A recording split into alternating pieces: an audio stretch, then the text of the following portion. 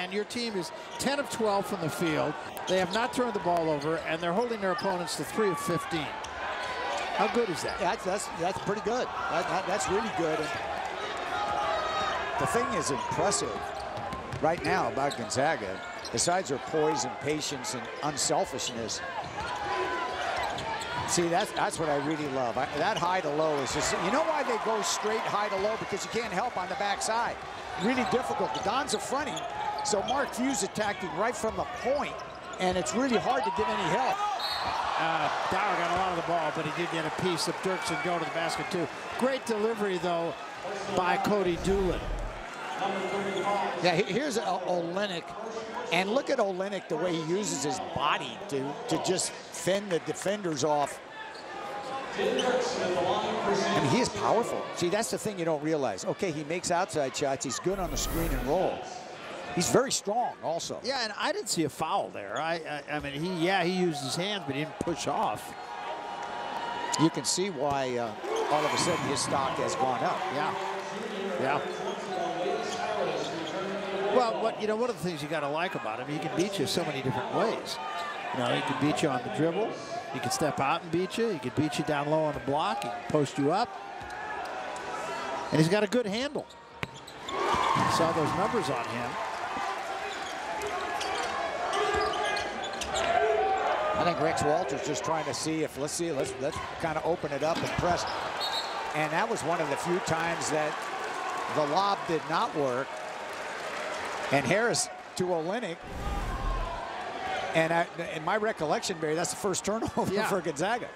And that was a good job by Dirksen to get in there, and I thought caused a little bit of defensive pressure, which negated that possible score.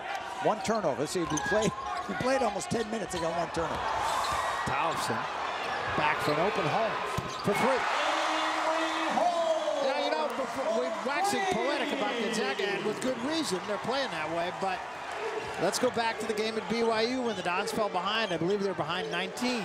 Came back and won the ball game. And came back and won by making a ton of threes. And making a little bit of a run right now. Yeah, a little 8-2 run so far by San Francisco. That's Barham open, and he knocks down a 3. If you're going to give it to him, he'll take it. You mentioned that earlier. Well executed again, and you can't, as Rex Walters said in our pregame interview, you can't guard everybody strong on the outside, and they leave Barham open. Now he's made, to my recollection, he's 2 of 2. That might be said about the whole team. That's true.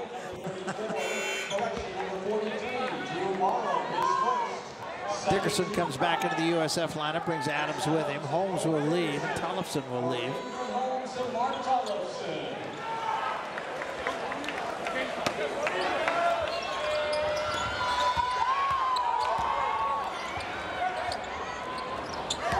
Now Cody Doolin back up top, gonna back it out here. Waits for Rogers' screen. Give it up in the corner for Dirksen for 3. Now, one thing USF does do well is shoot the 3. Like that, Doolin set it up. Look at Dirksen, he's got flying all over the court. Dan Parker going to come into the ball game for the Dons. Dan. Here is what they love to do, the Dons. They love to run the screen and roll and get some penetration. So they screen for Cody Doolin. Here's your shooter in the corner, and they screen for him, and then a nice pass in the corner to set it up. But how did that all happen? Well, it's the Cody Doolin penetration, and then Dirksen gets behind the line. Now, obviously, it really is nice when you can deliver the shot. But those are the kind of opportunities, long-range shots that you must make to stay in the game with an elite team like Gonzaga. This is Szymek Karnowski in the game for the first time. Freshman from Poland, and before he's all done, you know he's going to make a little noise here.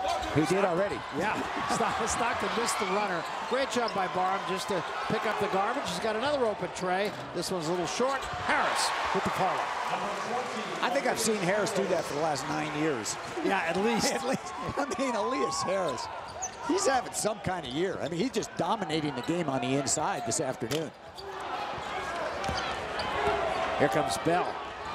For the Zags so far, 4 dunks, 3 layups, and a tip-in. And that's Karnowski, and he just couldn't get it to go. Very good look, though. Himself, he's missed a couple of point-blank looks at the rim. Well, he's a project, but again, he's one of those guys that, you know, by the time, if he stays for his 4 years, he's going to wind up being very productive at Gonzaga.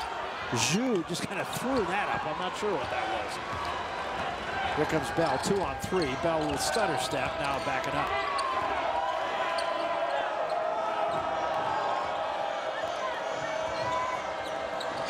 Well, they've got Parnowski wide open again, but this time he goes inside. I thought he had a chance, Barry, to turn that in. Yeah. Quick move by Harris off the baseline. Nothing Dickerson could do about that. Well, Harris is in another world. Yeah. I mean, he's like another level. He's got 10 already in the game. And an easy 10. Yeah.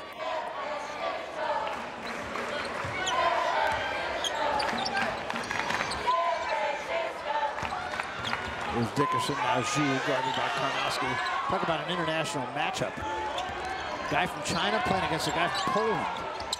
And a lot of Canadians in the game. Yeah, that's right. Germans in the game. That was Barham who made that play again. Stockton rejected by Parker, but he still got the ball to hit the rim. Dickerson clears for the Dons. USF Doolin on the wing. Adams for 3. Yes! Wow, that was well executed. Nice transition that time by San Francisco. And, of course, the trigger man again, Cody Doolin.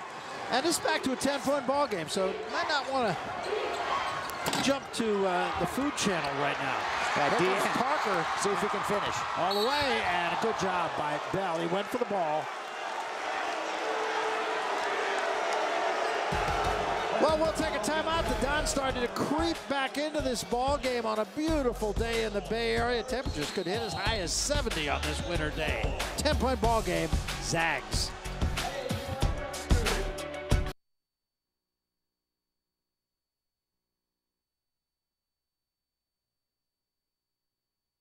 Welcome back. Well, the Zags playing like the number 5 or number 3 team in the country, depending on which poll you read. They lead it by 10, but USF starting to make a little bit of noise. You know that guy, right? I certainly do. I think he's had some pretty good years, the last 2 out of 3 anyway, for the San Francisco Giants, the general manager, Brian Sabian. Trying to bring a little bit of karma to the USF Dons. He has a son who goes to USF. That's Brian Sabian taking the day off from spring training activities. Kind of nice to win the World Series 2 of the last 3, isn't it, Barry? Not bad, huh? But they're still not favored to win it again. No, How do you I know. figure that? I don't know. Well, like because the Dodgers just spent $300 million. Can't buy a World Series trophy. No, you can't. Dean Parker at the free throw line now. Try to get this down to single digits, and does. Yeah, DN's coming off a great week. West Coast Conference Player of the Week. So, yeah, in fact, the Dons have made the comeback, Barry. Their last 4 scores have all been from distance, from 3. And we thought that was a big key for San Francisco. I thought their guard production had to really be a factor in this game. Now, there's a little something going on inside between Dickerson and Olynyk. And they're going to get Dickerson for that. Dickerson fouled out the last time these 2 teams played. Dean Parker, coming off his best week as a USF Don, was the West Coast Conference Player of the Week. 23 points on 8 of 11 in that come-from-behind win at BYU. Pango's back in the ballgame. He had a pretty good rest on the bench.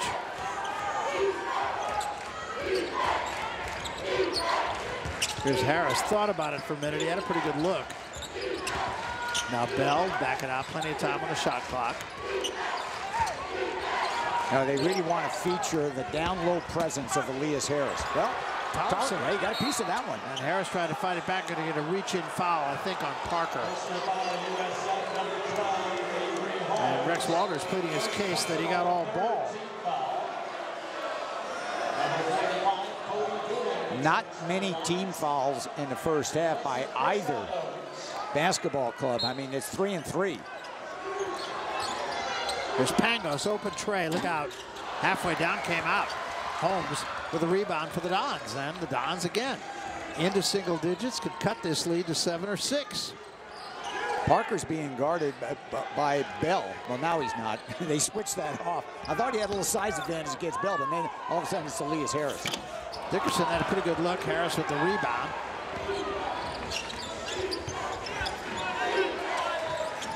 Harris now outside.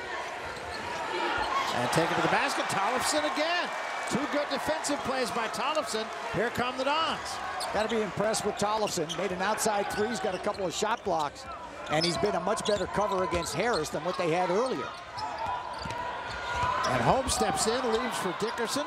Now back up top at the end, Parker. He steps in, had a good look. Can't get it to go. And a rebound, Dranginis.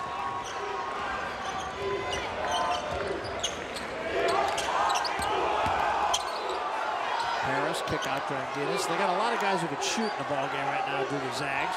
All 5 of these guys very capable of scoring. This is Dranginis. Kelly Olynyk at the free throw line just faces up and scores. That's much too easy. Well, they love to give the ball to Olynyk at the foul line. His option is to drop it down to Harris if he's open. If he's not, you know, Olynyk at 7 feet, not too much problem shooting the ball from him. And he's got a nice touch. He's 5 for 5 in the ball game. I guess that's good. Well, he and Harris haven't missed many shots. Dickerson knocks down a 3, and that's going to keep the Dons in the fray here. Well, San Francisco's made a ton of threes. That's kept them in the game in the first half.